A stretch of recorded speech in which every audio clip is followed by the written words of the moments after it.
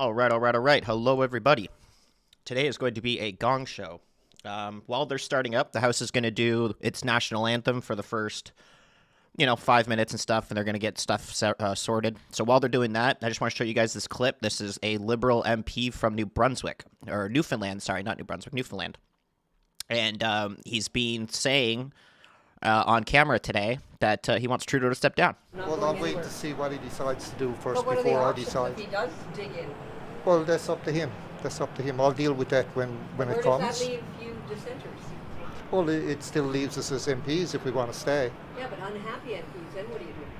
Well, you still represent your constituents to the best of your ability. Do you think some people may leave the caucus? I don't know. I haven't heard that. But what do you think? I don't think they will. Is there a possibility you could be kicked out? Well, there's always that possibility when you're rebutting something the Prime Minister is trying to do or rebutting his leadership. What about voting with the opposition on a non-confidence motion? Would you do that? Right now, that's something I would have to consider, but right now it's not something I'd do. But is that an option? It is an option. It's an option for everybody every day that there's an opposition motion or any motion in the House. No, but if you're unhappy, isn't that a tool? Well, it is a tool, yes, but will it get the attention of the Prime Minister? I don't know. Are you feeling any pressure behind the scenes from other cabinet ministers? I mean, Mark Miller called it a garbage move. Yeah, well, Mark can have his own thoughts if he wants to, but he's the one that'll have to straighten that issue out. None of us are happy to be called garbage. Would you consider voting against government bills at all as a protest? I would look at the particular bill and the substance of it, and that would be what would lead me to either vote yea or nay. What is the power the caucus has against the boss? Pardon? What is the true power the caucus has? I think caucus is nervous because of the polling that's been constantly going down in favour of Liberals, and there's a lot of people who do want to run again. I'm not running again. I've already told the Prime Minister that, but there are people there that want to run again, and they're nervous because of what the polls are saying. So you've signed that letter. How many other people have signed it? I don't know. I didn't see. When I signed it on top of a clean page. I don't know what other signatures were on it. How many are you? You don't know, but are you 20, 40? I would say it's around 20 plus. What can you do more than that? Well, we'll wait and see how the Prime Minister responds to our ask today. Will you go for a secret ballot on confidence of the Prime Minister? Is that some of No. No. But what do you want to say to the Prime Minister this morning? That he has to start listening to the people. What does it mean? Well, it means that if you're listening to the people and reacting to what they're saying, you may go up in the polls. If you're doing something that the people in the public think is not what you should be doing, you're going to go down in the polls. Okay, so that's another Liberal MP Nomination saying that he papers. has signed the agreement. At least 20 MPs, he said. We've heard 40 MPs that are now revolting against Trudeau. So the House hasn't started yet. It's Wednesday. They're usually a bit late. Let's see. I think Jugmeat was just speaking to reporters. We can watch him Faire ce for a qu'il sec. faut. On est ouvert, mais ça va régler le problème. What do you make of the half-point cut by the Bank of Canada today? Well, we're seeing that the Bank of Canada has been making cuts to the interest rate. For a lot of people, that will help. People need relief. It's still not enough to give people the relief they need who are dealing with high mortgage rates right now. For folks that have already renewed under the higher rates, they're feeling a lot of pressure. But it is a positive sign to see the interest rates come down, certainly. Merci. Thank you so much. Okay. We caught that late. Au lieu des enjeux And it looks like gratuits. he was mostly speaking in French, so it looks like we didn't miss him speaking reporters. Nothing to see there. All right, House is starting up.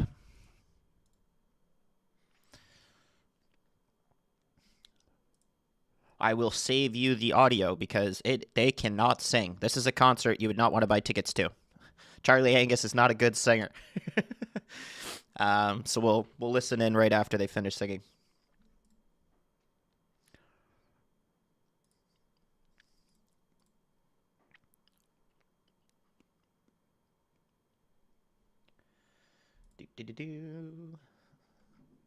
And for anybody who's just tuning in, yes, Justin Trudeau will be in the House. Yes, Pierre Poilievre will be in the House. And yes, it will be a gong show.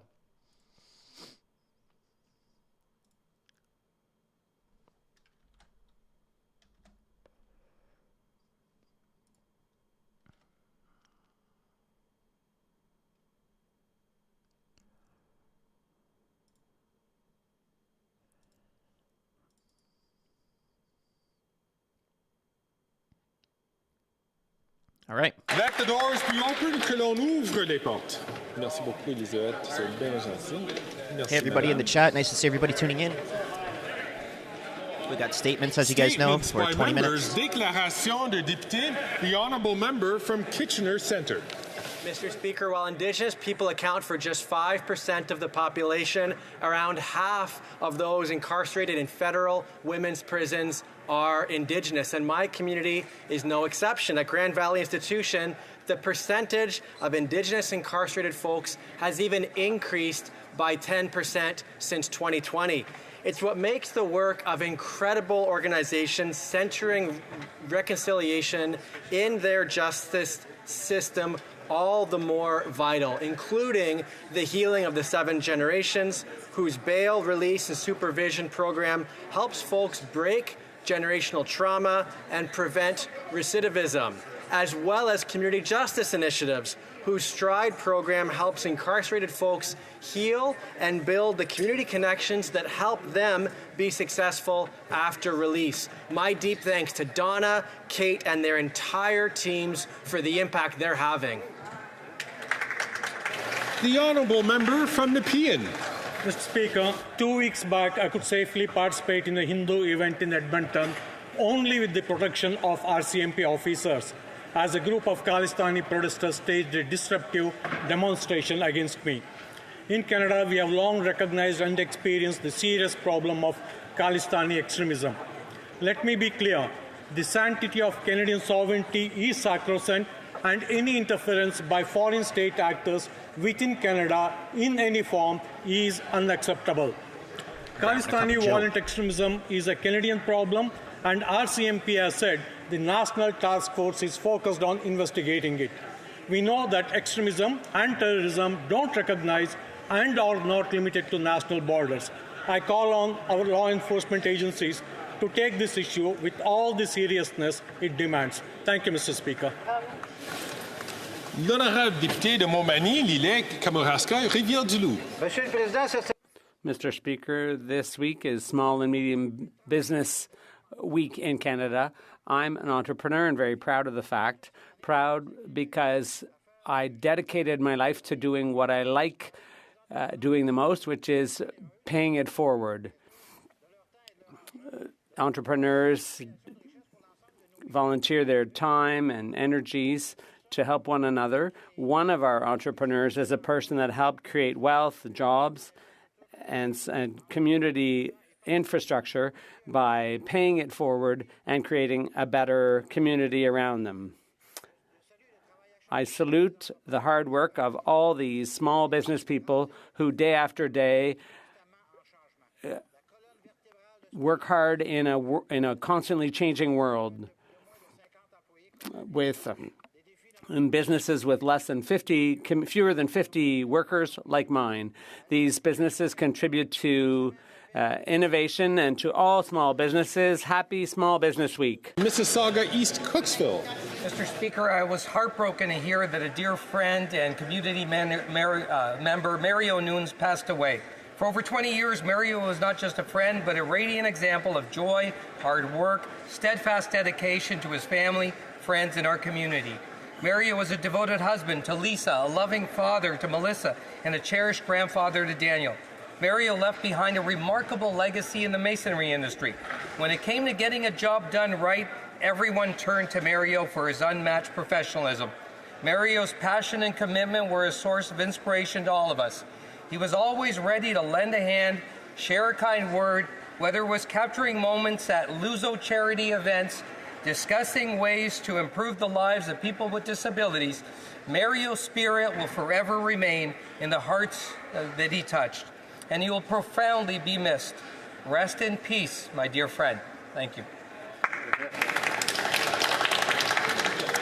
L'honorable député de Lac-Saint-Jean. The Honourable Member for Lac-Saint-Jean. Mr. Speaker, on this day, October 23rd, a leading figure in regional agriculture is stepping down from his post. After 8 years as president of the UPA in Saguenay-Lac-Saint-Jean, Mario Théberge, a dairy and grain farmer from Normandin, well known and respected by his peers, will leave his place to the next generation who are already ready to follow in his footsteps. Involved in farm unionism for over 30 years, Mario Théberge was elected regional president of the UPA in 2016. The time has come for him to go on his way and pass the torch. One thing's for sure, Mario will be remembered as a team player, a farmer who was deeply involved in his community, always ready to take on a challenge, a president who gave us confidence in the agricultural future of our beautiful region. It's with great pride and a sense of duty accomplished as he bids farewell to his colleagues and hands over the keys to the tractor today. Mario, good luck in your future endeavors, and we look forward to seeing you soon. But above all, thank you for everything. Hey, everybody in the chat. I love you guys talking to each other. It's awesome. Great community we got here. The Honourable Member for Saint-Léonard Saint-Michel. Mr. Speaker, I was honoured to attend the historic inauguration of Amazon Web Services' brand new Espace Voir Grand at the La Salle Centre in Saint-Michel. This space, which is a first in Canada and a world first in a French-speaking community, will provide our students, teachers, and community members unparalleled access to educational resources related to science, technology, engineering, the arts, and math.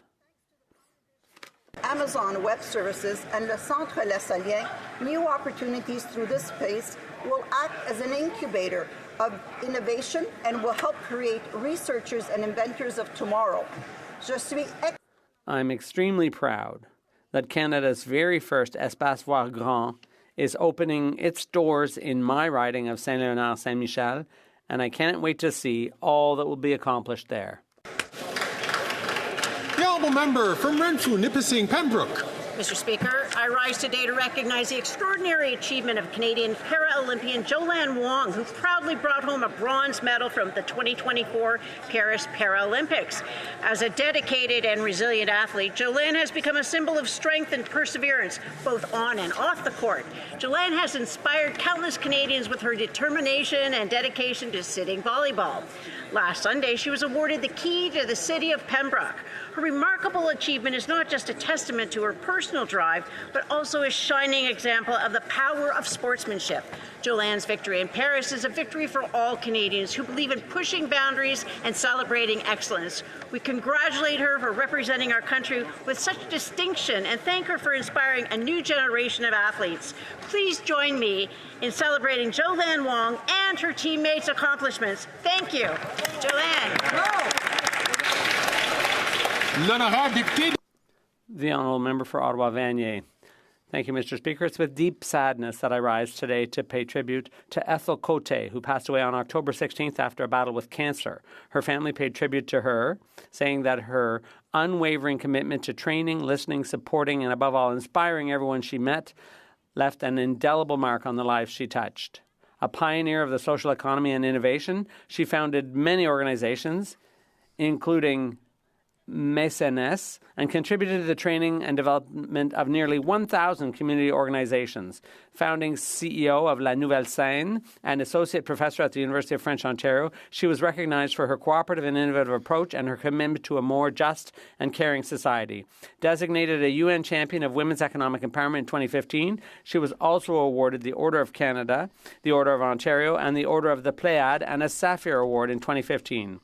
A beloved mother and grandmother, she leaves a huge void in the Franco-Ontarian community and far beyond. My sincere condolences to her family and loved ones. Thank you, Mr. Speaker. L'honorable député d'Outremont. The Honourable Member for Outremont. This morning, the Bank of Canada cut interest rates by 50 basis points, bringing interest rates down to just 3.75%, Mr. Speaker. That's good news for hardworking Canadians. It's going to help families who need to renew their mortgage.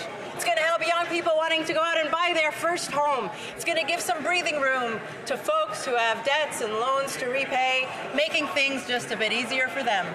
Lower interest rates is good news for Canadian entrepreneurs, for businesses of all sizes, whether they have loans or they don't. And I must say, during Small Business Week, no less, it's great news for our small businesses. Now, I'm not saying that everything is perfect here. I know there are Canadians struggling with affordability. I know that there are global economic instability forces at play, but I also know that there is no better place to be than Canada right now. That's right. No better place than Canada.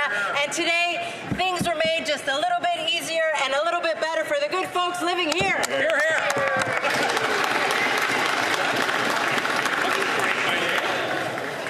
The honourable member from Barrie Springwater, Oro Medontic. Thank you, Mr. Speaker. After 9 years of this Prime Minister, taxes are up, costs are up, crime is up. Time is up. Just this week, Barrie Police arrested a repeat offender in possession of stolen goods only hours after being released on bail. In the past 2 weeks alone, this one offender has been charged with theft 6 times. M. Gao, a Barrie resident, recently wrote into Barrie Today to state that they have lived in Barrie since 1967 and no longer feel safe in our community. They do not feel safe going downtown by themselves anymore, especially after dark. This Prime Minister's catch-and-release bail policies have unleashed a wave of violent crime across the country. This Prime Minister boasts about banning the hunting rifles of law-abiding Canadians instead of targeting the gangsters and gun smugglers that are terrorizing our streets. The Toronto Police Association recently fact-checked the Prime Minister and pointed out that shootings are up 45% and gun-related homicides are up 62% in Toronto. Canadians deserve a common-sense Conservative government that will stop the crime and bring home safe streets. The honourable member from Brampton North. Today I stand before you with a profound sense of urgency and concern regarding the alarming revelations about foreign interference in our country. The RCMP's statement regarding the investigation into violent criminal activities linked to the Government of India has brought light to a harsh reality that Sikh Canadians have long feared. As a Member of Parliament representing a vibrant community of people from Sikh and Hindu backgrounds, I recognize the deep ties that bind Canada and India. Yet the chilling evidence presented by the RCMP reveals a betrayal of our shared values. It's unacceptable that foreign agents would operate with impunity on our soil, terrorizing communities and threatening our safety. We have seen extortion, arson, threats, and even loss of life, instilling fear in the South Asian community with the particular targeting of Sikh Canadians.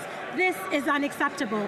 Every Canadian deserves to live with safety, free from intimidation and violence, regardless of their beliefs or heritage. Our government has taken significant steps to confront these threats, but we must also stand united as a community, Sikhs and Hindus alike. We cannot allow fear to divide us.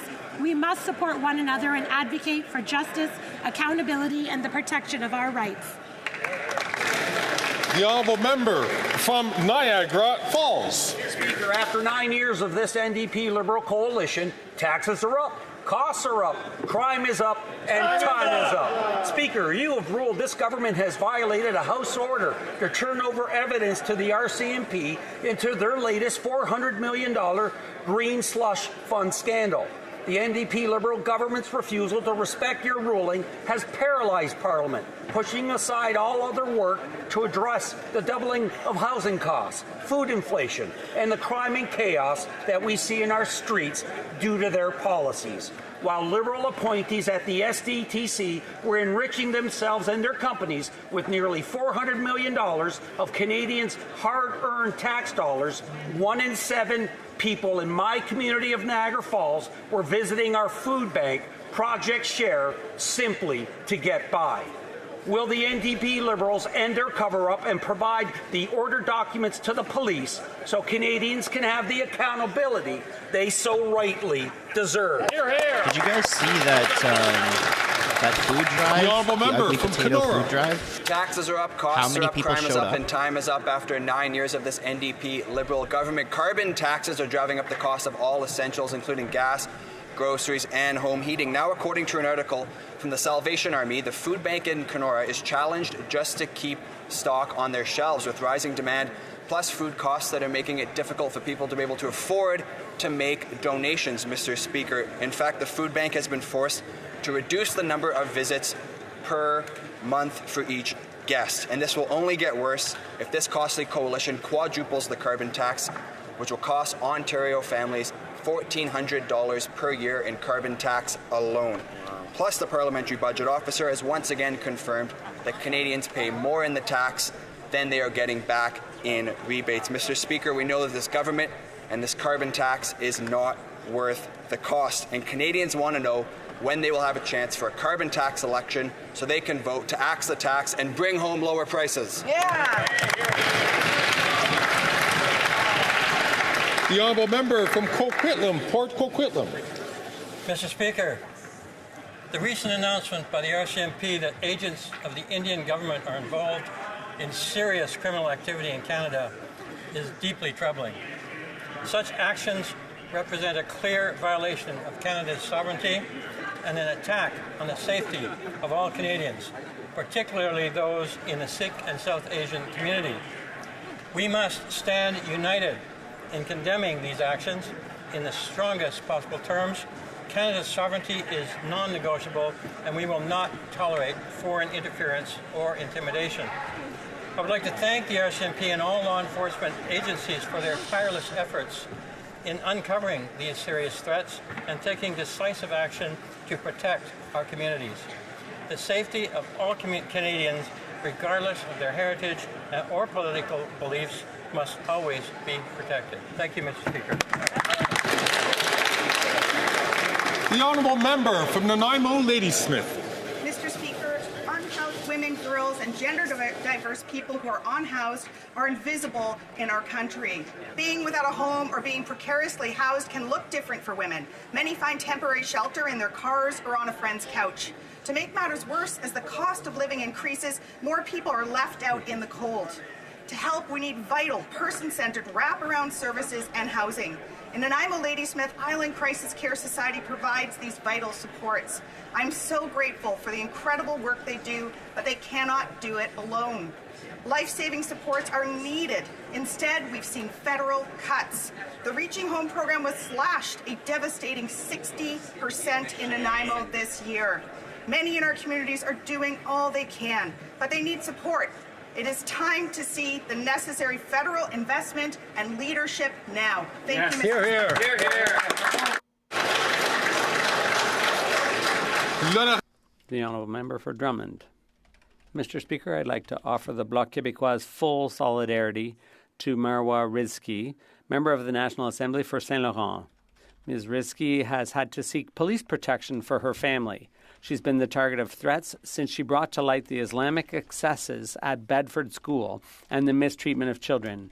In particular, she's been targeted by Adil Sharkawi, an imam who would already be facing charges for previous hate speech were it not for the religious exception that is still in the criminal code. This House must understand there are consequences to letting people like him continue to spread their hate far and wide. We strongly condemn any intimidation of Ms. Rizki, as we do of all elected officials. Ms. Rizki, thank you for your unwavering commitment to children. Thank you for standing up for secularism and equality between men and women, between our sons and daughters. You deserve a safe and respectful end to your term of office before finally being able to devote yourself entirely to your family. The honourable member from Dufferin-Caledon. Gun crime up is 116%. The carbon tax will be up to 61 cents a litre. Groceries are up 45% since 2015. And after 9 years of this NDP Liberal government, even Liberal MPs agree taxes are up, costs are up, crime is up, and time's up for this unpopular Liberal Prime Minister. And apparently they confronted this Liberal Prime Minister this morning, but there was one small hitch. They had to get written approval to speak to the Prime Minister. Talk about freedom of speech. While these Liberals are busy fighting amongst themselves, Conservatives are focused on what's important to Canadians: axe the tax, build the homes, fix the budget, and stop the crime. As Conservatives, we don't agree with virtually anything that they have done. They are destroying Canada. But what's become increasingly clear is a whole bunch of Liberal MPs agree with us. This Liberal Prime Minister isn't worth the cost, isn't worth the corruption, and it's time to go. Question period. Come on. The honourable member from Mississauga East. Sorry. My apologies. Brampton East. Thank you, Mr. Speaker. 4 out of the 5 leaders represented in this very chamber have either received their security clearance or in the process of receiving their security clearance. There's only one party leader in this chamber that chooses to close his eyes and remain oblivious to foreign interference and continues to refuse to get a security clearance, and that is the leader of the Conservative Party of Canada. The Conservative leader across the way is hiding something. The question is, what is he hiding, and what exactly is stopping him from getting his clearance at a time when we are facing serious foreign interference in communities across Canada? Yesterday, a motion was presented in this House that calls for all party leaders to take necessary actions to protect Canadians from foreign interference, calls for all federal party leaders to get their appropriate security clearance in the next 30 days. And guess what, Mr. Speaker? Conservative members said no to this. When will the leader of the Conservative Party of Canada wake up, get his clearance, and start standing with Canadians against foreign interference?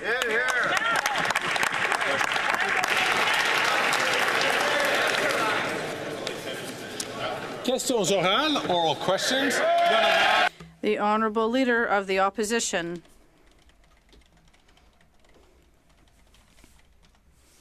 Thank you. Thank you for your support, everyone.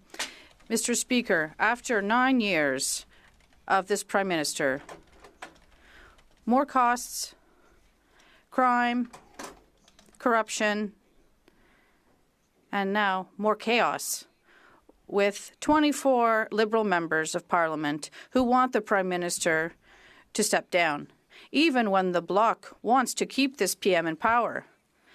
Even if Liberals don't have trust in this PM, will they trigger an election so we can repair what he has broken?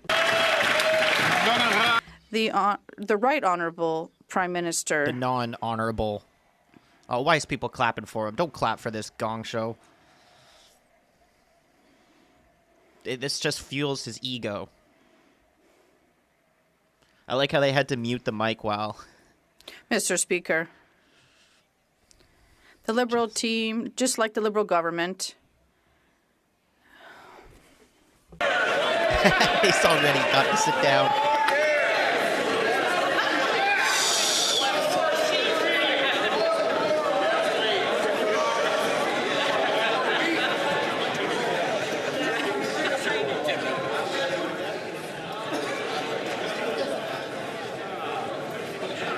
The Right Honourable Prime Minister. I want to thank all members of this House for their rousing show of confidence.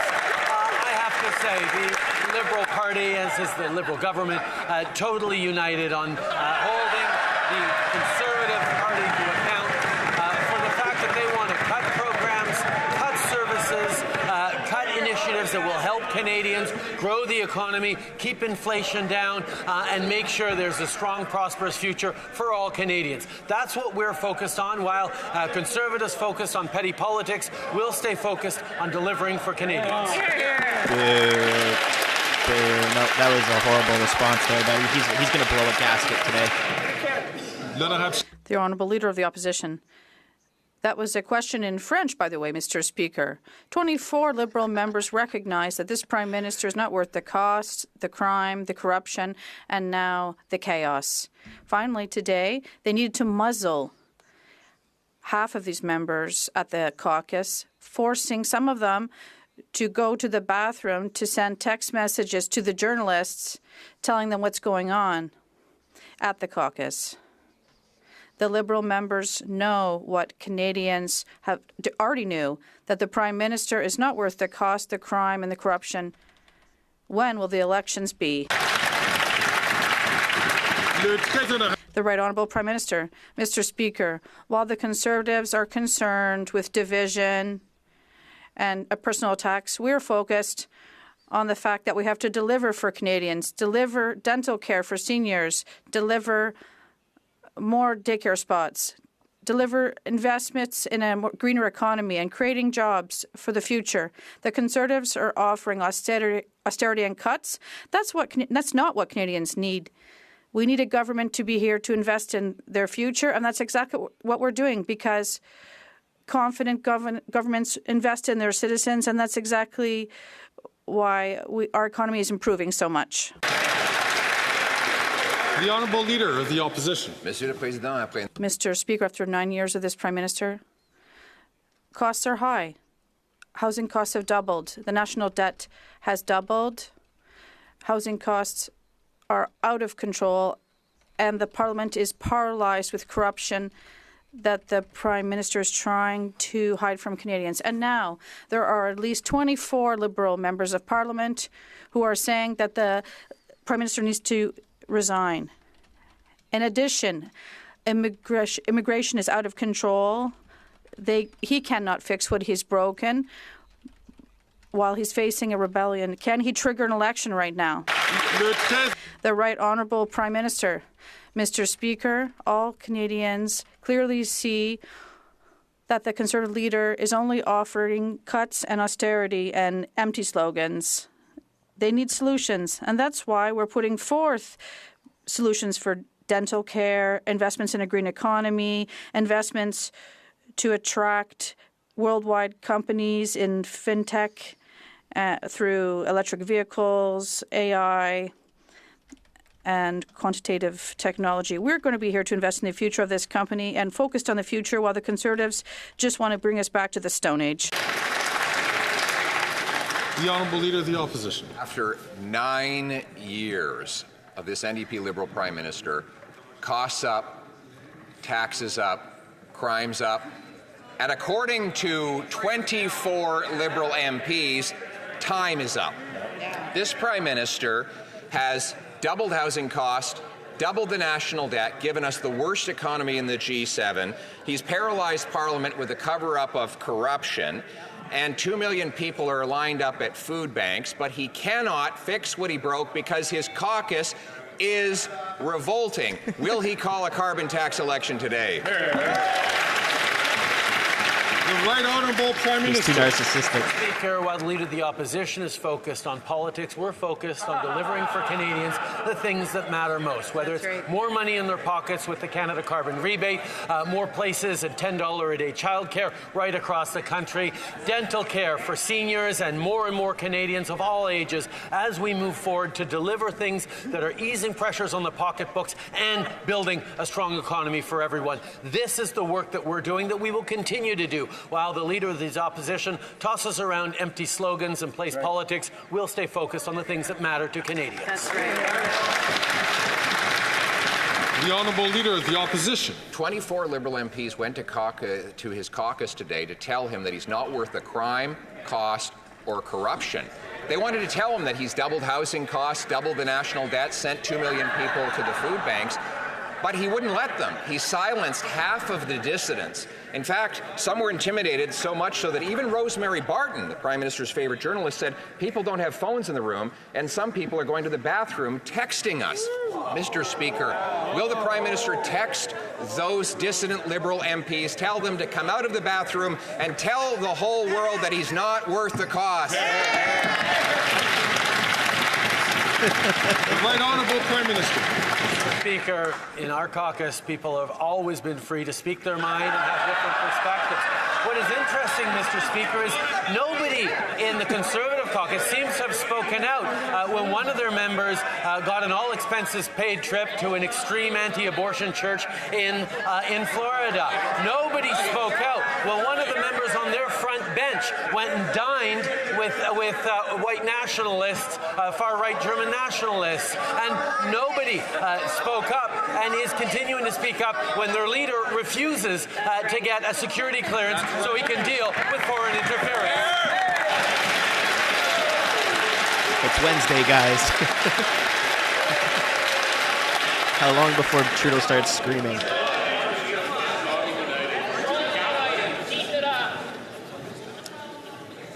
The chair is, knowing that today is Wednesday, has been relatively tolerant of a lot of calls from both sides of the House. I'm going to ask members, please not take the floor until they are addressed by the Speaker, to do that so that we can hear the questions, we can hear the answers. The honourable member for Belleuil-Chambly. Mr. Speaker, I think that it is more honourable to leave all the Liberal troubles to them. But I'll talk about another phenomena: intimidation, corporal punishment, and lack of confidence in science. Is the PM concerned that the situation at Bedford School in Montreal, because of religious intransigence, is concerning? The Right Honourable Prime Minister. Mr. Speaker, the Bloc leader knows full well that on this side of the House we respect provincial jurisdiction with respect to education, but we're always going to be here to defend freedom of expression and to defend fundamental freedoms that all Canadians have rights to. And these are freedoms that ensure that we are a free, democratic, and open country with values that are always on the forefront. The honourable member for Belleuil-Chambly. Mr. Speaker, I understand that the Prime Minister has his thoughts somewhere else, but is he saying that forced religious education in a school and corporal punishment are freedom of expression of professors?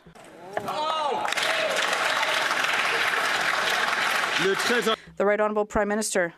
No, Mr. Speaker, that's not at all what I've said. I have underscored that administration of schools is under provincial jurisdiction, and we expect the province to take care of its jurisdiction. But we're always going to defend fundamental freedoms of all Canadians, and that includes children who have a right to be educated in a way that reflects our values as Canadians and Quebecers. The honourable member from Burnaby South. I recognize that the Prime Minister is distracted, but there's a recent survey that's come out that shows that over half of Canadians are having a hard time with the cost of groceries. Now, too many in this chamber are more worried about themselves than kids going to sleep hungry in our country. Why has this Prime Minister refused to take action on painful food prices? Why do you keep voting in favor of the carbon tax increase? The Right Honourable Prime Minister. Mr. Speaker, we have taken action and will take more action. We move forward on increasing competition rules so that the Competition Bureau can go after people who are and companies that are gouging Canadians, at the same time as we're delivering more supports, whether it's with the National School Food Program that's putting more money in the pockets of families by giving them breaks on their groceries so kids can actually eat healthy foods at schools, or delivering a Canada carbon rebate. Unfortunately, that carbon rebate that puts more money in families' pockets has just seen the NDP pull their support from it, even though it's helping Canadians with affordability, and we will continue to be there to fight climate change. Yeah, you ran out of time, buddy. Sit down. Then I have the Honourable member for Burnaby South. Have you ever been to a grocery store? People are losing hope.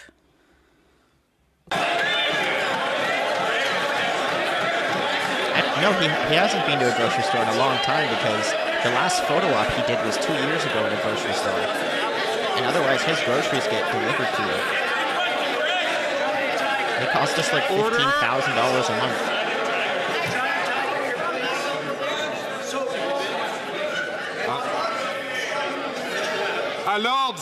Order, please. I'll invite the honourable member from Burnaby South to start from the top, and let me just encourage the honourable member and all honourable members to make sure that your questions and comments are directed through the chair. The honourable member from Burnaby South. Has the Prime Minister actually ever been to a grocery store? People are losing hope. The Angus Reid study shows that over 40% of renters have given up on the dream of owning their own home. The Conservatives cut housing construction in Canada and let 800,000 affordable housing units disappear. The Liberals had 9 years. Why hasn't the Prime Minister repaired that damage? The Right Honourable Prime Minister. Both questions the leader of the NDP had. I've actually been to a grocery store with you, Mr. Speaker, in your riding a few years ago in Hull Elmer. Told you a few years ago. That was the last time you went to one. Grocery stores since. In terms of housing, Mr. Speaker, we have created a program to invest in housing, affordable housing across our country. Oh, Lord. With more than $900 million for Quebec, and we continue to invest to ensure affordable housing. While the Conservative Party is just offering cuts in housing programs, we're going to continue to invest to help Canadians with affordable housing. He's so out of touch. He hasn't been to a grocery store in years. Oh, that's brutal. I'd like to reassure all members that, yes, the flame market is in my right. The Honourable Leader of the Opposition. The Prime Minister liked to go grocery shopping together, Mr. Speaker. And if you had, you would know that, of course, food prices have risen 36% faster in Canada than they did in the United States during the last 4 years, and that gap grew in line with the carbon tax.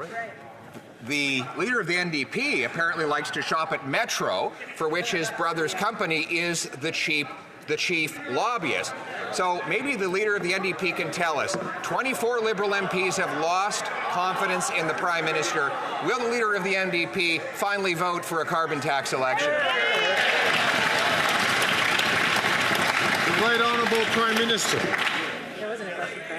Mr. Speaker, there wasn't a question for the government in that, but let me reiterate that multiple analysts, economists, and the Parliamentary Budget Officer have indicated that lowering inflation has made it easier on Canadians, and the price on pollution that delivers the Canada carbon rebate to Canadians right across the country and puts more money in their pockets is actually helping Canadians with affordability. But if the Leader of the Opposition really wanted to help with affordability, he wouldn't have voted against dental care. He wouldn't have voted against a national school food program that's saving hundreds of dollars a year to parents right across the country.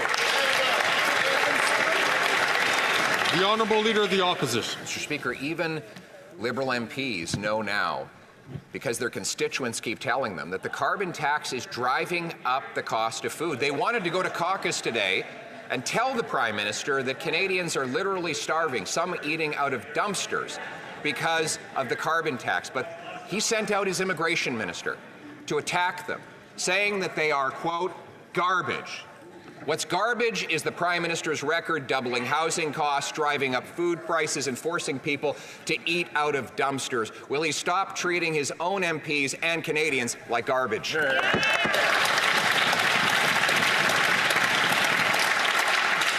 The Right Honourable Prime Minister. I think the leader of the Conservative Party shouldn't be bragging that none of his MPs have asked him to get a security clearance so that he can actually protect his party from foreign interference. That none of his MPs have spoken out. That having one of their members go down to Florida on an all-expenses-paid trip by an extreme anti-abortion church is just fine for all of their MPs. And that, quite frankly, none of them have any issue with a member on their front bench dining with a neo-Nazi. Mr. Speaker, I would hope some of his members in his caucus would speak up about some of the problems. Told you, he's starting to yell. He's so predictable. He tries so hard at the very beginning to not get angry, but give it 10, 15 minutes, he starts yelling. Wellington, Halton Hills, to please not speak out of turn repeatedly during this question. He's an honourable and very well-respected member. The Honourable Leader of the Opposition. Mr. Speaker, the Prime Minister, who has a lifelong record of racist outbursts, is now coming unglued on the floor of the House of Commons. The question was about the 24 Liberal MPs in his caucus. that are trying to speak out against his quadrupling of the carbon tax, not because they care about the cost of living of their constituents, but because they're worried they're going to lose the election. So if the Prime Minister is so confident in quadrupling the carbon tax, why won't he call a carbon tax election now?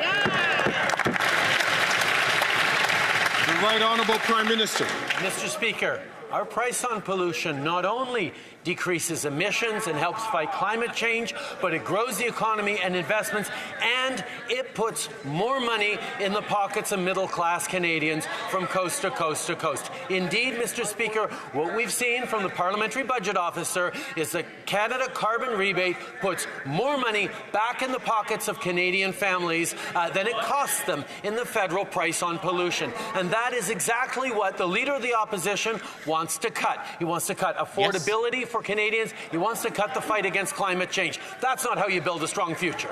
Your taxes aren't stopping climate change, buddy. The Honourable Leader of the Opposition. Taxes and housing costs. Now, on that subject, the Prime Minister created a $4 billion so-called housing accelerator that gave hundreds of millions of dollars to big city politicians across the country.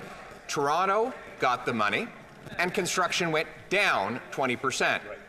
Winnipeg got the money, construction went down 15%. Vancouver got the money, construction went down 19%. Ottawa got the money, construction went down 10%. Mr. Speaker, when I was the housing minister, we built 194,000 homes. Why won't he follow my common sense example?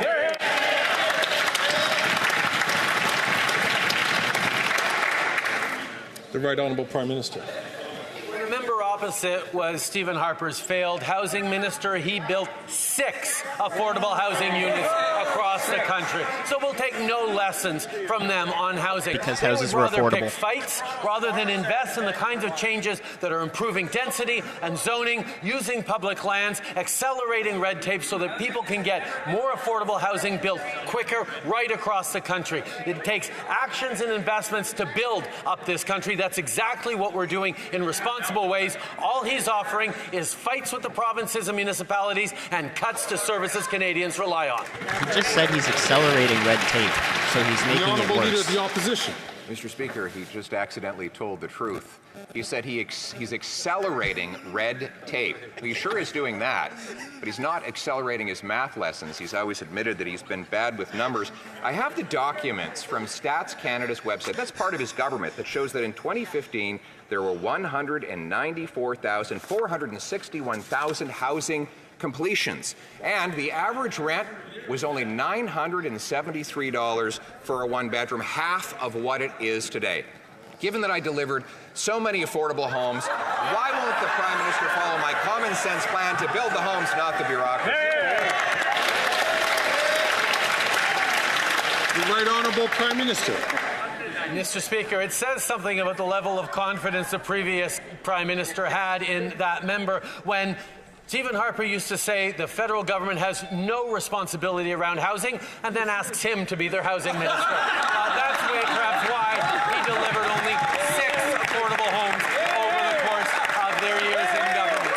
The reality is, Mr. Speaker, we have stepped up to invest in densification, in cutting red tape, in creating more housing starts right across the country, working with municipalities and provinces to solve this housing crisis, while all he offers is cuts and breaks to wealthy landlords.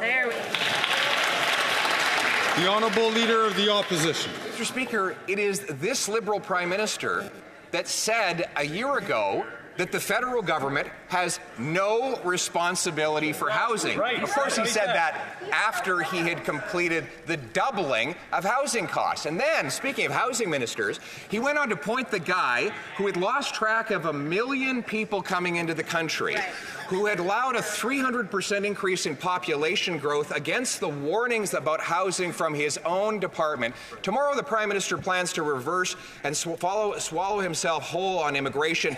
Will he complete the job by firing his housing minister? The Right Honourable Prime Minister. Mr. Speaker, we have continued to step up and invest in housing by working with provinces and municipalities right across the country, because of course we know that actions of previous governments, of Conservative and Liberal stripes, underinvested for many years in housing, which is why we're in the situation we're in, a situation not dissimilar to many advanced democracies around the world. That is exactly why we have stepped up to put money on the table for municipalities as they change their densification rules and zoning laws to accelerate the process of building housing and continue to solve this housing crisis that Canadians are facing from coast to coast to coast. That's right. The honourable member for Belleuil-Chambly. Sorry, I thought we had one other before me. The Prime Minister, Mr. Speaker, given the facts that were announced, does he not recognize Ottawa is trying to demolish Quebec's efforts with respect to its values and secularism? It's encouraging division, and it's even more concerning in schools. There's a desire to finance the challenge of Bill 21 on secularism at the Supreme Court, and it is a divisive and serious intrusion.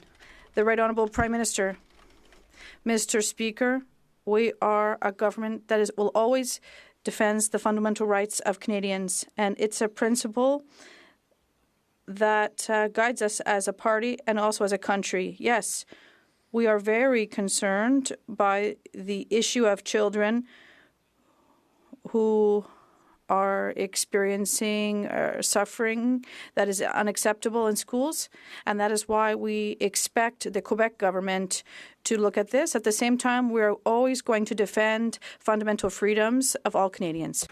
The honourable member for Belleuil-Chambly.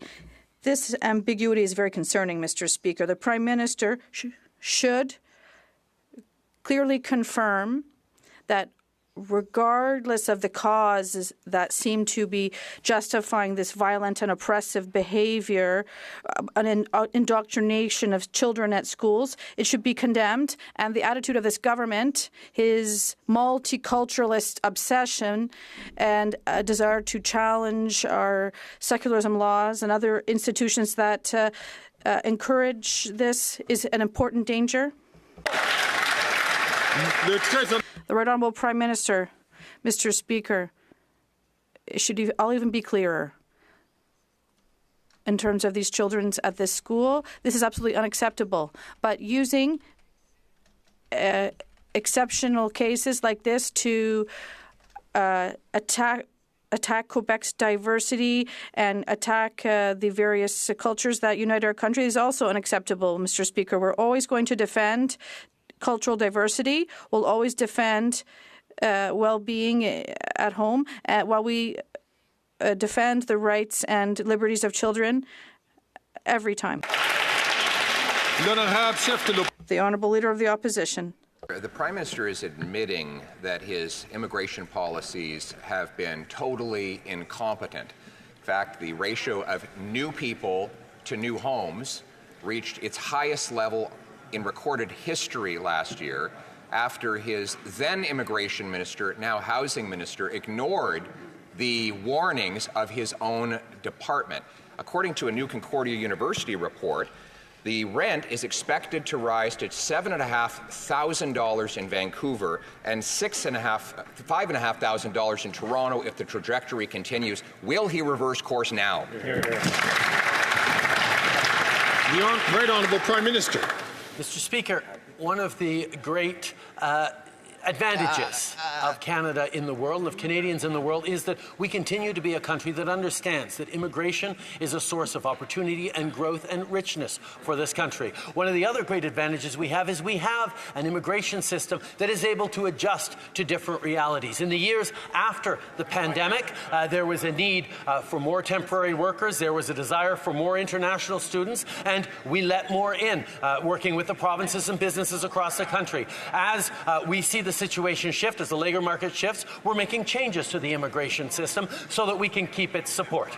That's right. The Honourable Leader of the Opposition. Mr. Speaker, there's nothing compassionate about inviting people without a place for them to live or health care for them to have or jobs that provide them with paychecks. He has destroyed our immigration system through his own personal incompetence and destroyed a 150-year common sense consensus between Liberals and Conservatives on that subject. He cannot fix what he broke on immigration, housing, or anything else because he's busy fighting his own caucus. Why won't he call a carbon tax election so that we can restore Canada's promise, where anyone who comes here and works hard can have a good life, a safe street, and a warm home? The Right Honourable Prime Minister. Mr. Speaker, the work we are focused on is on the middle class and people working hard to join it, and we have delivered over these past years. And in these times of global strife and pressures, that is exactly what we are doubling down on investing in building homes, investing in strengthening our immigration system so that it can match the challenges we're in right now, in moving forward on putting more money in people's pockets, even as we create strong jobs and growth for the future. The Bank of Canada just really reduced interest rates because inflation is now down to low inflation once again. We are managing this country responsibly. We're continuing to invest in its future. The Honourable Leader of the Opposition. Mr. Speaker, Canada makes every single one of us a promise that if you work hard, you get a good life. That promise, like everything else after 9 years of this NDP Liberal Prime Minister, is broken. Now, he's broken countless promises, but this one is different. This wasn't his promise to break. It belonged to all of us. Now that he has destroyed the immigration, the housing market, the cost of living, will he call a carbon tax election so that we can bring home Canada's promise?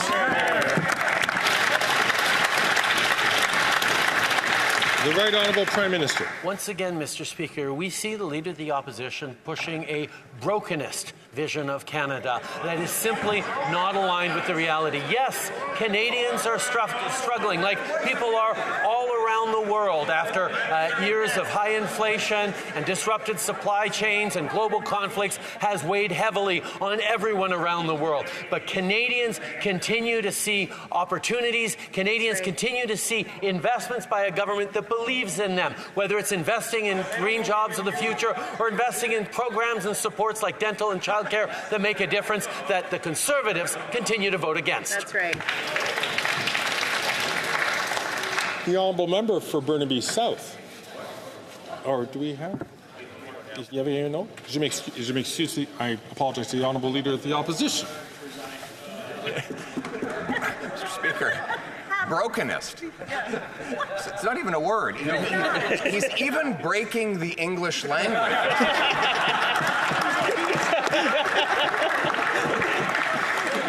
Oh, my goodness. So he broke the housing market by doubling the costs. He broke the cost of food by jacking up the carbon tax and increasing prices 36% faster than in the United States. He's broken our immigration system. He's breaking the bank with his doubling of the debt.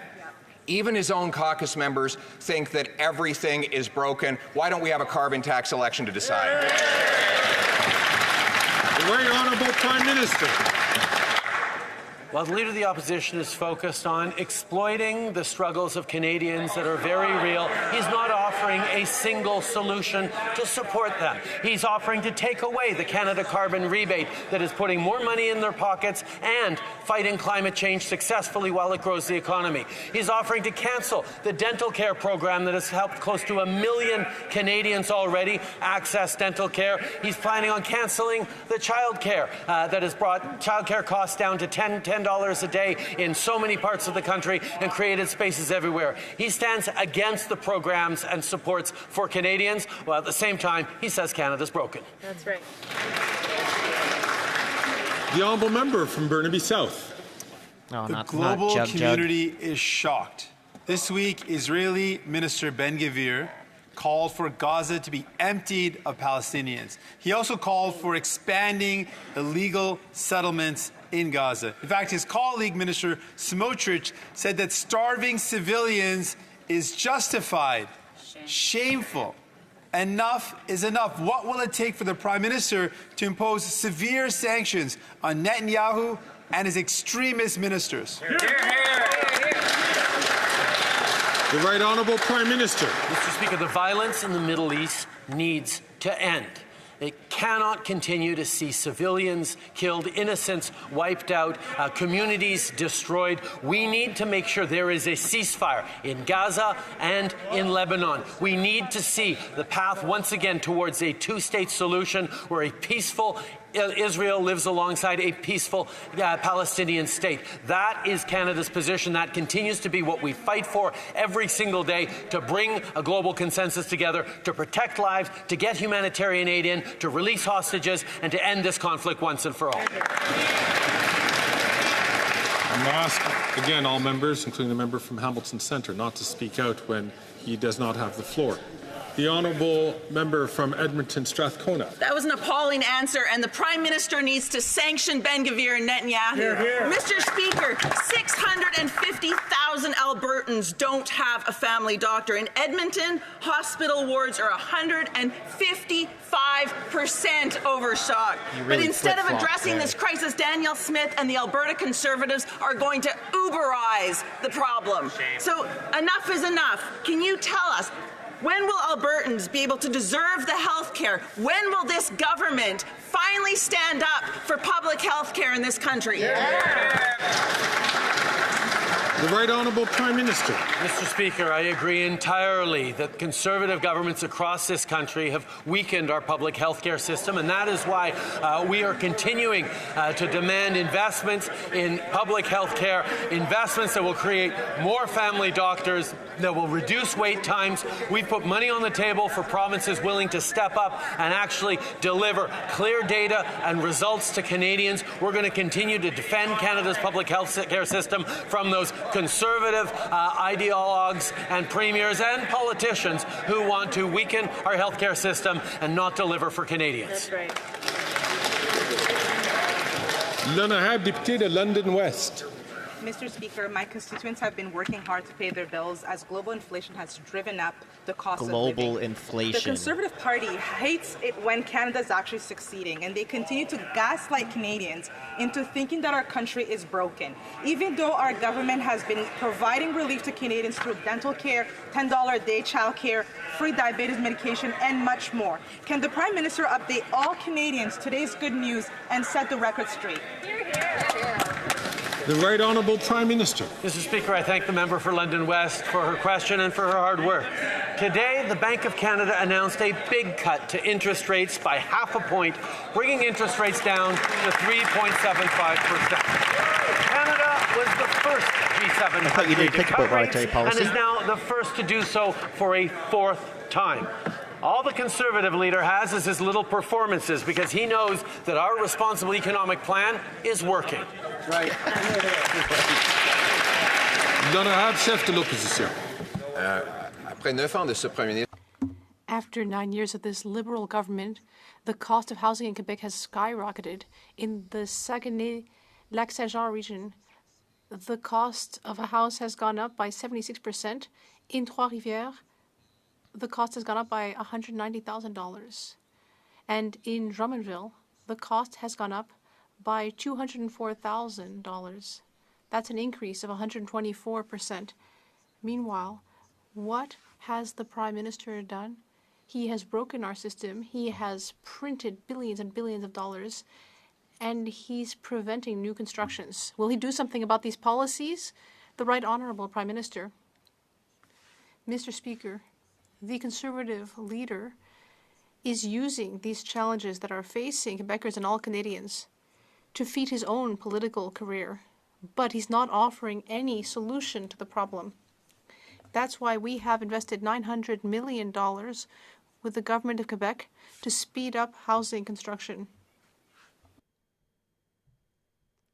We will continue to work with municipalities and the province of Quebec to ensure that there is more housing, rentals, homes, affordable housing. We will continue to work hard while he picks fights with the mayors of Quebec City and Montreal. The Honourable Leader of the Opposition. I have already published my common sense plan, which is to offer incentives to municipalities to issue permits, cut red tape, free up lots for construction, and to cut taxes. for those who are building housing throughout the country, while also controlling population growth so that it's under the growth in housing supply. That is my common sense plan. Will the Prime Minister let Quebecers choose that common sense plan with an election? The Honourable Prime Minister, we all know that the Leader of the Opposition doesn't care about expert opinion, and it's pretty obvious why. All housing and economic experts have looked at his plan and have said very openly that it is gobbledygook. There is nothing in his plan that will do anything about the housing crisis. Once again, he has just offered empty slogans, not real solutions. Quebecers, like all Canadians, deserve a government that will continue to invest in housing, to invest in their future, instead of simply offering cuts and austerity, which is all that the Conservative leader knows. The Honourable Leader of the Opposition. Well, the real experts here are people who build housing.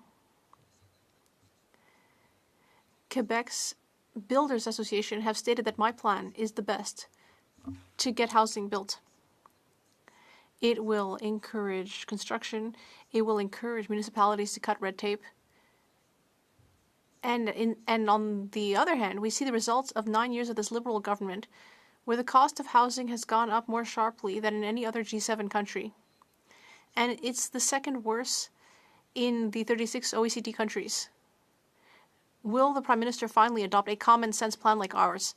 The Right Honourable Prime Minister. Mr. Speaker, this Conservative leader's approach has been to make personal attacks against the mayors of Montreal and Quebec City, insult the intelligence of Quebecers who have elected progressive municipal governments who are investing in affordable housing, who are investing in a better future. He is simply running around insulting people, trying to score political points. We work hard every day in partnership with municipalities and provinces to deliver concrete results. Housing, economic growth, results for everyone. The Honourable Leader of the Opposition. Canada had to issue an emergency rate cut to salvage a collapsing economy, an economy that has fallen more in the last 5 years than any other G7 country. Our GDP per capita is smaller today than it was a decade ago, while the American has grown by 18%. The gap between the Canada and U.S. per person GDP is now at its worst in a century, leading to homelessness, helplessness, and hunger on the streets. Why won't the Prime Minister call a carbon tax election so that we can fix the economy he broke? The Right Honourable Prime Minister. Every now and then, Mr. Speaker, despite all his efforts, we see a little edge of the tinfoil hat peeking out once again from the Leader of the Opposition as he continues his attacks on the Bank of Canada, on the independence of our financial institutions. The reality is, Mr. Speaker, we have worked hard as a government to bring down inflation so that the Bank of Canada can bring down interest rates faster than just about any other country of our peer countries around the world, because we know that bringing down interest rates is what's going to help Canadians, even as we continue to invest in programs like dental and pharmacare and childcare that the Conservatives are voting against and delivering for Canadians.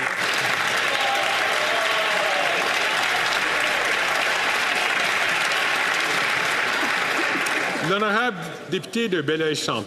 The Honourable Member for Belleuil-Chambly.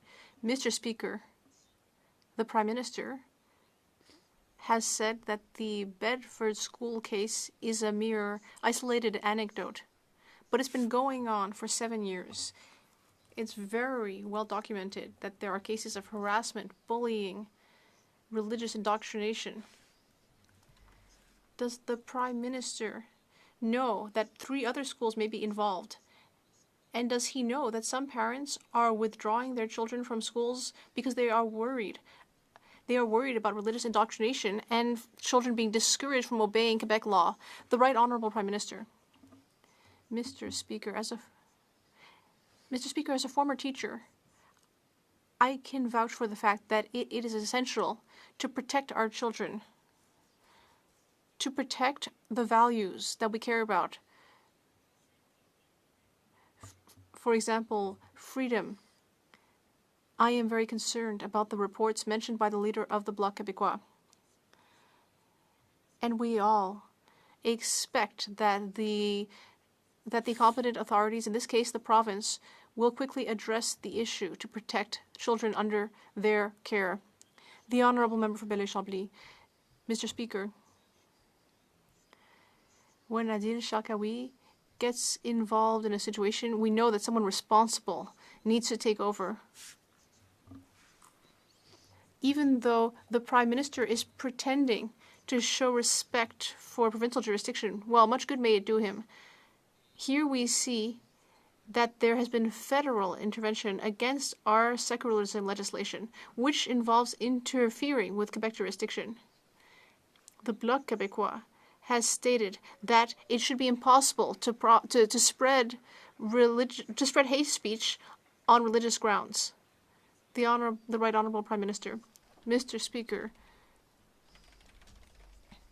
we know that the government of Quebec needs to take up its responsibility in the area of education and protect kids. It needs to ensure that all fundamental freedoms are protected. That's what Quebecers and all Canadians expect as well from the federal government. And that is why we are taking action to protect basic freedoms while also expecting Quebec to do its job to protect children in its schools. The opposition. After 9 years, this NDP Liberal Prime Minister is not worth the human misery that Canadians are suffering. There are now 1,400 homeless encampments in Ontario alone. The City of Toronto admits that it's run out of homeless shelter space and will have to turn people out into the snow throughout the forthcoming winter. There's a Facebook group called the Dumpster Diving Network, and people are lined up in the rain for hours for rotten potatoes. Is this the Great Depression? The Right Honourable Prime Minister.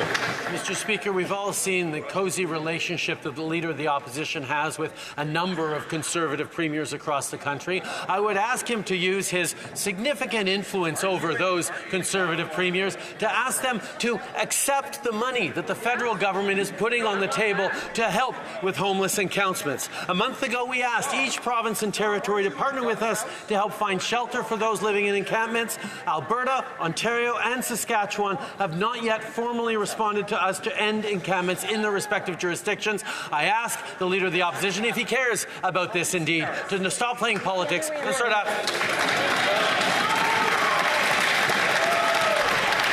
The Honourable Leader of the Opposition.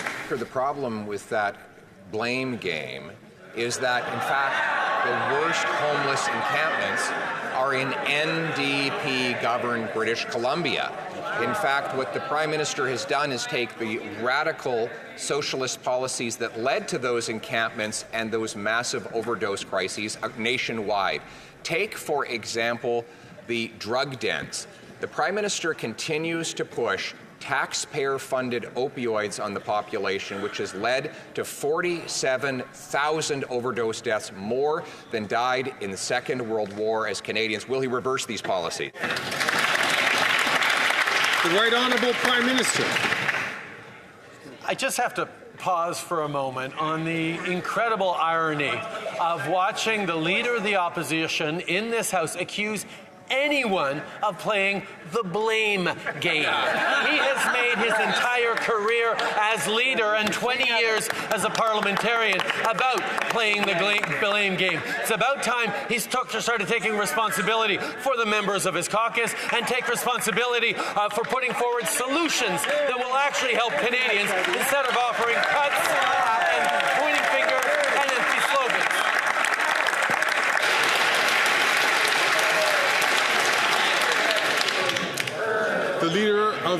The Honourable Leader of the Opposition. The NDP Liberal government is acting like, quote, a drug lord. Those are the words of Masha Krupp, a mother who lost her daughter to an overdose. That daughter, Larissa, was given taxpayer-funded opioids. Now her son is addicted to the same government-provided drugs.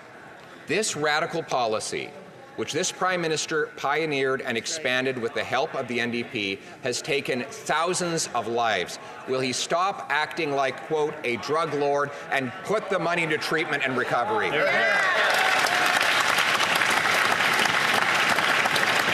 Right Honourable Prime Minister. Mr. Speaker, we're using all the tools at our disposal to save lives and keep communities safe for everyone. Meanwhile, Conservatives are choosing to use struggling people as political props to promote fear and spread misinformation. From the very beginning, we've been there to work on an evidence-based, compassionate and public safety approach. We have and always will be there to work with provinces and territories on approaches focused on saving lives and ending this crisis. He's so out of touch. L'honorable député de Laval-les-Îles. The Honourable Member for Laval-les-Îles. Mr. Speaker, the fight against foreign interference is a priority for our government and for Canadians. Canadians deserve leaders who will take all necessary measures to protect them. However, the Conservative leader is simply finding excuses to avoid his responsibilities. He is refusing to get his security clearance. Can the Prime Minister explain why it's important that the Conservative leader step up by getting his top secret clearance?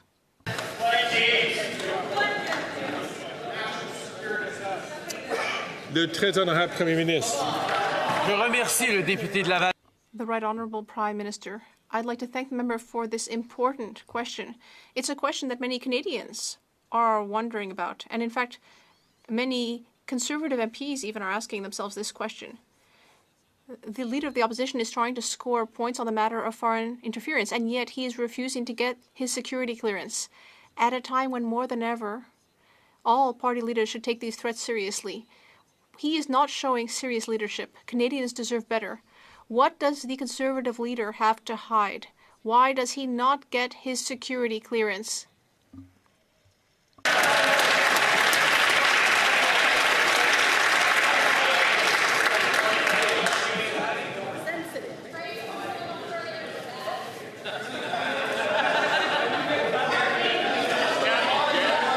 Greg, what are you doing?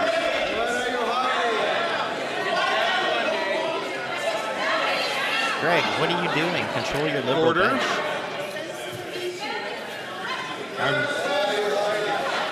Oh my goodness, I'm Greg. going to ask all members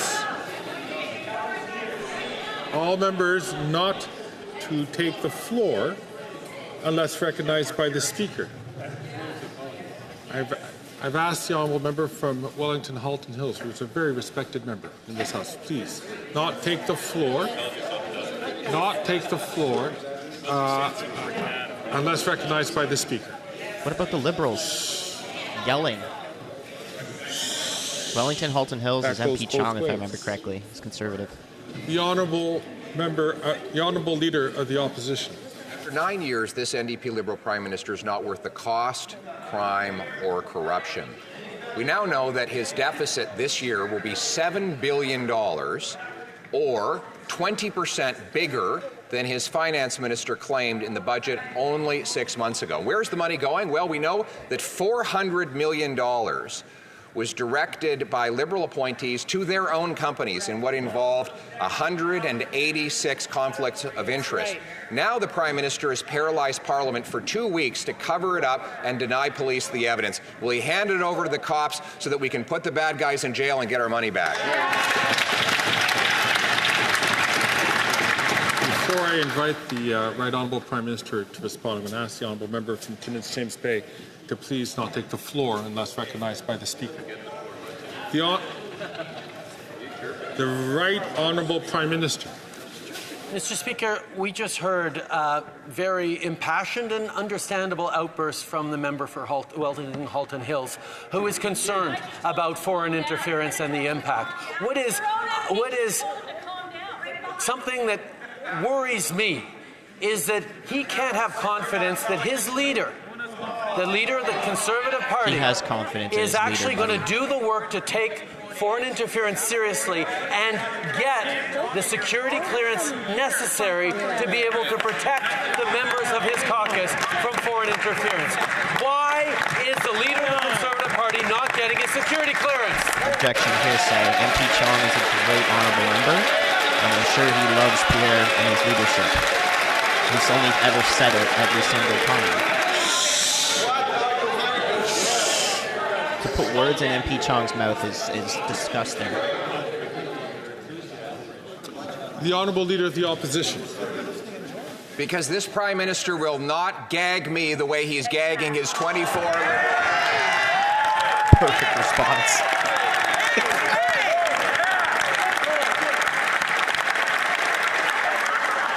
He's turned our country into a playground for foreign interference.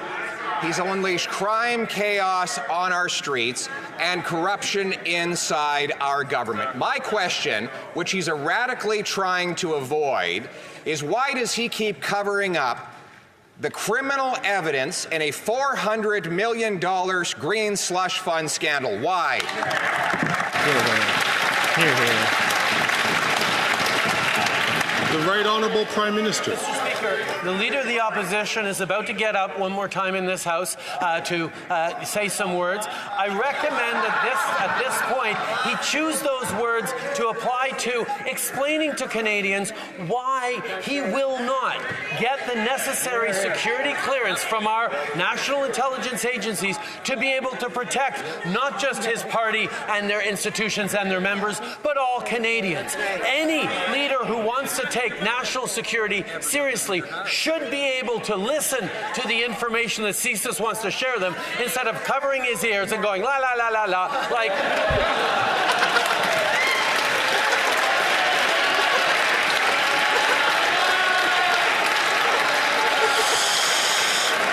What the heck is that?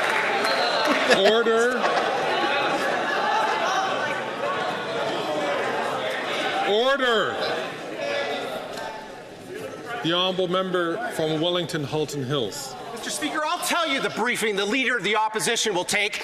He'll take the same kind of briefing the Washington Post got on classified information from the National Security and Intelligence Advisor and the Deputy Minister of Foreign Affairs. He'll take the same briefing that I got under Section 12.1 of the CSIS Act, threat reduction measures to reduce threats to the security of Canada. He'll take the same classified briefing that the Prime Minister has been all too willing to give to this House when it suits him, such as the classified information he revealed about Mr. Najjar's killing a year ago and other classified information revealed in the last several weeks about India. That's the kind of briefing the Leader of the Opposition will take. Here, here. MP Chong sticking up for himself, not taking those words put into his mouth from Justin Trudeau. That was perfect.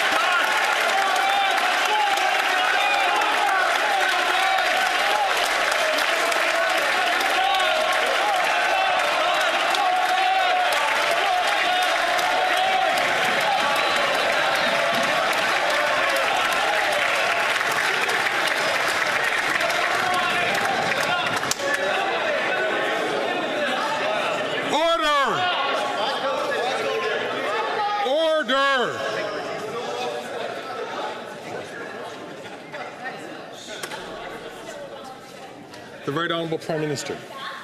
Mr. Speaker. Lakelands. The Honourable Member from Lakelands. What about the Minister of Labour? The Right Honourable Prime Minister. Mr. Speaker, we just saw an excellent example of the partisan lengths Conservatives will go to try and cover up for the fact that their leader refuses to take national security questions seriously. He has repeatedly refused offers by our national security agencies to give him the necessary clearances to be able to see the scope and breadth of threats to Canadians through foreign interference. He pretends to take issues of national security seriously, but it's only for partisan purposes, not for protecting Canadians. Shame on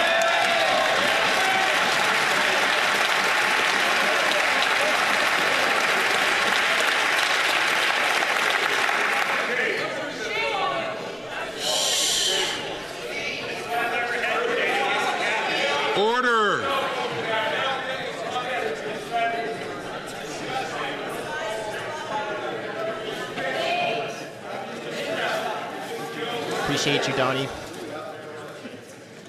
Thanks for the super L'honorable chats. député de la Chine-la-Salle. The honourable member for Dorval, Lachine LaSalle. Mr. Speaker, the public inquiry into foreign interference has made clear that every member of this House has a responsibility to fight against foreign interference in Canada. This is especially true of party leaders. It is imperative that all leaders be equipped with the necessary security clearances and information so that they can make responsible decisions to protect our precious democracy. The Conservative leader refuses to do so. Can the Prime Minister shed light on why it is important to get such clearance? Thank you.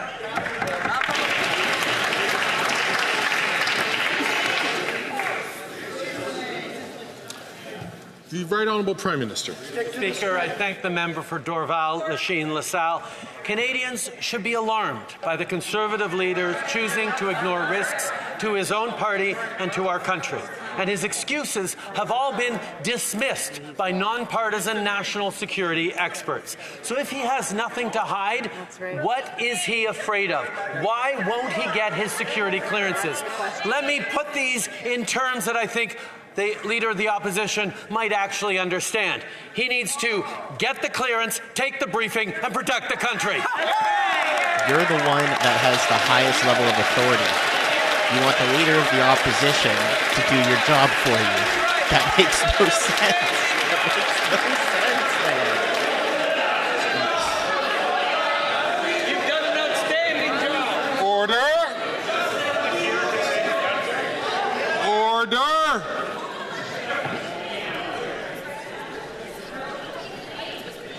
The Honourable Member from Vancouver, Kingsway. Mr. Speaker, the U.S. government has fined TD Bank over $3 billion after they pled guilty to money laundering charges. Wow. This case raises serious questions about federal oversight of Canadian banks and undermines our global reputation. Working Canadians have to play by the rules, but when banking executives put profits above the law, this government looks the other way. Exactly. What have the Liberals done to address the repeated criminal actions of TD Bank? Yeah. Good question. The Right Honourable Prime Minister. We are, of course, very concerned by the actions of TD Bank in the United States. We make sure every single day that banks in Canada behave by following all the rules. We have continued to strengthen financial oversight, and we're making sure that there is full accountability for those responsible for this wrongdoing in the United States. Hear, hear. L'honorable député de Richmond. The honourable member for Richmond North Athabasca. Mr. Speaker, I have a simple question that just requires a little bit of political action. When someone goes to Tim Hortons and buys half a dozen donuts, they don't have to pay for taxes. But if they instead buy 6 sugar-free health bars, they have to pay taxes. Because of this unfair rule, people are paying more for healthy products, and it also hurts our local businesses. They end up in an unfair fight against multinational companies. Despite many meetings and asking many questions in this House over the last 2 years, nothing has been done. Will the Prime Minister tell us if he will ask his Minister of Finance to do something about this situation? Please. The Right Honourable Prime Minister. Mr. Speaker, I'd like to thank the member. I'd like to thank him for raising this issue. We have spoken about this issue within our government, and we will continue to study his proposal. It seems like a very common sense one, and we will continue to see if it's a good idea and move forward together. Thank you. Comme il est 15h26. As it is 3:27, the House will now proceed to the taking of deferred recorded division on the motion to concur in the 16th report of the Standing Committee on Finance. Call the members. Okay. Wow, that was a spicy question period, guys. Holy smokes. We're gonna stay here for another 10 or 15 minutes, check to see if there's gonna be a good point of order, and then we're gonna go live for committee in an hour. So, well, 1 hour and 2 minutes. Link's gonna be right here. I'm gonna put this in the chat. It's going to be a pretty good committee. MPs Brock and Barrett are going to be grilling the Privy Council's office, who's coming in to testify about SDTC. Trudeau timer stayed in for the entire hour. Trudeau stayed in for the whole entire hour of question period. So that's, I think, the most work we've seen him do in weeks. Here's the link here. I'm going to pin this up at the top. That's starting in an hour, so we're going to be going to that live stream over there. We're going to be covering, like I said, the Privy Council is going to be a witness in one of the committees, and we're going to have a couple good Conservative MPs in there. Also, if you guys are tuning in tomorrow I'm going to be live for my birthday, and I'm going to be giving away a $250 Walmart gift card during the stream. So I'll probably be doing that during question period. If you guys want to tune in tomorrow at the same time, 2 p.m., that'll be fantastic. I really appreciate everybody for tuning in today, but if you can tune in tomorrow as well, that'd be awesome. And we won't be live Friday, so just a heads up there. 24, be concurred in. The 10-minute period for members voting electronically has started. Okay, they're just going to vote on this. We don't need to see this. And the House will now proceed so to the we'll vote call for this here. members. This was a spicy live stream. But yeah, we'll be live again tomorrow for question period. There'll probably be a committee I'm covering as well. But if you guys want to, I see some people saying happy birthday in the chat. Thank you so much, guys. So yeah, here's the link one more time. We'll be live there in an hour. Thank you so much to Donnie. Thank you so much to Donnie twice. He gifted memberships and super chats. Diagonal Meme, you joined the coffee support as well, so really appreciate you in there. We'll see you guys tomorrow, definitely for the question period again, if you can't catch us in an hour for the committee. So anyways, guys, we're going to take an hour break here, and I will see you in an hour for committee. Thanks, everyone, for